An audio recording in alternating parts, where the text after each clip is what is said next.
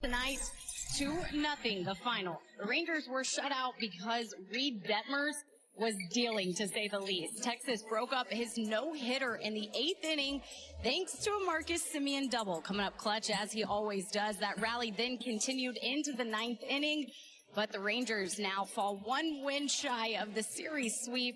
They're going to have to regroup quickly. They have an off day tomorrow, and then they'll be right back at it on Friday. Hello and welcome back inside Globe Life Field. I'm Madison Hawk alongside Steve Buechele. The Rangers offense was really lights out this entire series. However, they were shut out tonight because Reed Detmers was just dealing. He was dealing. And what is it about game threes when you have a chance to pull off a sweep?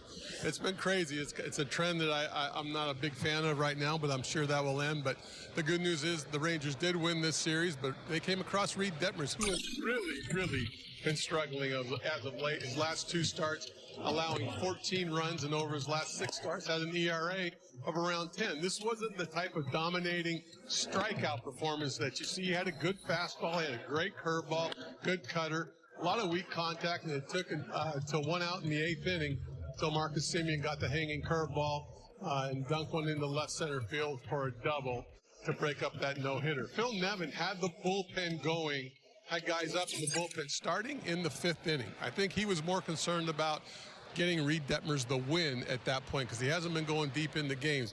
As long as that no-hitter continued, he let him go. He was letting him go out there until he either A, had that no-hitter broken up or was not going to give him a chance to lose that game late in the game. So great outing by Detmers. Like I said, he did a great job of hitting the corners tonight with all his pitches, and the Rangers just could not muster anything until late in the game when they had 2 runners on in the 7th, 8th, and 9th, but came up short. You mentioned it, that Detmers has not really been good as of late. He's given up 16 hits in his last 2 starts. This was his first time pitching on 4 days rest. He had to pitch 1 day early because Shohei Ohtani's start was skipped with arm fatigue, but he had all the confidence, all the momentum tonight, and he really put pressure on the Rangers at the plate throughout this entire game. Yeah, this is a guy who was very highly thought of, maybe becoming one of the best young left-handed pitchers in the game. This season has not gone, I'm sure, as he wished it would have gone. He's thrown a no-hitter before. He's got tremendous stuff. We saw it tonight.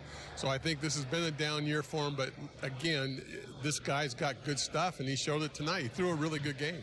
And we thought that maybe he was going to throw a no-hitter. Luckily, Marcus Semien broke that up. But through 7 innings, Detmers was locked in. He was really, really good. Let's take a look back on the 7th inning. What did you see here and how the Rangers tried to get something going? But well, 2 walks. Detmers could have been his own worst enemy here. This is the first runner they get to second base within the 7th inning with a couple walks, and then he gets Travis Jankowski on the ground ball to 3rd to get out of that. You're almost thinking at that point, was he going to come back out? The bullpen's been going so much. But again, Nevin chose with that no-hitter. He was going to give him a shot to get that until Marcus Semien obviously broke it up in the 8th. With that 2-out walk, that was the first time the Rangers had a runner in scoring position throughout this entire game. Now let's go ahead and take a look back on the 8th inning. This is when Marcus Semien came up big. He does what he does every single game and broke up this no-hitter. Yeah, maybe one of the worst curveballs he threw all night was a hanger to Semien, who didn't miss it, knocks in left center field. There's a double. Great hustle by Semien, too, out of the box, going hard. He was thinking 2 all the way, and that was the end of the night for Detmers. They bring in Ronaldo Lopez. They intentionally walked Corey Seager. Adolis Garcia misses on a 98-mile-an-hour fastball, and he gets Nathaniel Lowe fly out to left field. Again, a good chance. Again, coming up short. Yeah, the Rangers were just shut out of this one. They did try and fuel a rally in the 9th inning, and it felt like it was going to be another one of those thrilling comeback wins that we have seen throughout the second half of the season following the All-Star break for Texas. It all got started in the 9th with a leadoff single from Mitch Garver, and from there it looked like they were going to have themselves right back in this one. Yeah, no doubt. Mitch Garver gets things going with a single up the middle, continues his hot-hitting ways. J.P. Martinez comes in to pinch hit for Duran. Lines a base hit up the middle. Now you think you're in business.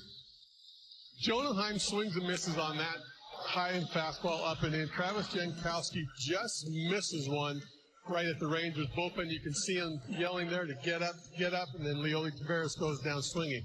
But Jonah Heim at bat was crazy. That one ball he hit down the right field line started so far fair and had so much hook to it. Missed that one by about 5 or 6 inches, just foul. And then Travis Jankowski, I think, going down the line, he thought he might have had that. He was yelling for that ball to get up, but it just wasn't good enough. Oh, it was so thrilling with Jonah Heim. That would have been his 4th career walk-off. And then, as you mentioned, Travis Jankowski, we were sitting right here. We were rooting for him. Would have loved to see that ball go out. So would all of Texas Rangers fans. Time for a quick break here on Rangers Live, presenting the Astros and the Marlins. It was a much closer game through 6 innings, but then Houston took it away. Yeah, tonight they click up a notch. We'll see this from here till the end. Houston's playing good. The Rangers are playing good. You can even keep an eye on the Mariners, who are playing really good baseball right now. It's not going to be easy for anybody. It's the team that continues to play good baseball going down the wire that's going to end up winning this division. But tonight just wasn't the Rangers' night. Like Boch says, tonight they just couldn't figure Detmers out. And John Gray was really good tonight. We heard Bruce Bochy say that. It was just that Reed Detmers was a little bit better than John Gray was. Time for a quick break. We're going to talk about John Gray's night and what went wrong, what was working well. A really solid start for John Gray, who pitched 7 innings, gave up 6 hits, only allowed 1 earned run, which is a solo homer. We'll take a look at his numbers next. Tomorrow. Welcome back inside Globe Life Field. I'm Madison Hawk alongside Steve Buechel. I'm starting to believe that jinx and superstition is a real thing in baseball, because on the pregame show, we talked about how Shohei Ohtani hadn't had a great series against the Rangers this week. Coming into today, he was just 1 for 7. And then today, he got things started with a solo homer in the 1st inning. Yeah, I mean, you knew this is a guy that can use one game to turn his series around. Mitch Garver wants this fastball in, up and in. And if you're going to miss, you need to miss in with this ball. And Ohtani, as strong as he is, gets the good part of the bat on it, is able to drive this out to center field. This showed there's a reason why he's the hitter that he is. That's just a great piece of hitting right there, and it shows you the importance of location when you go in to Ohtani. It's dangerous. Sometimes it's tough for a pitcher to think about that. But if you're going to miss on Ohtani in, you got to miss inside off the plate. That ball ran back just enough for him to get a piece of it. I thought John Gray threw a really good game. Early in the game, he dealt with some traffic, got a couple big double plays to get out of jams. But I thought he got better as he went along. The slider was flat early. It was really good late. The fastball was good all game long. I mean, 7 innings and giving up 1 solo home run, that's the type of game as a team you got to win. And here you see him go with the fastball. There's another good fastball. Gets Moustakas. Here's a double play. Corey Seager gets started on Randall Grichuk early in the game to get him out of the jam. And here we go again. Gets a grounder into Marcus Semien. Great turn. Defense playing great behind him. Like I said, John Gray pitched certainly well enough to win this ball game.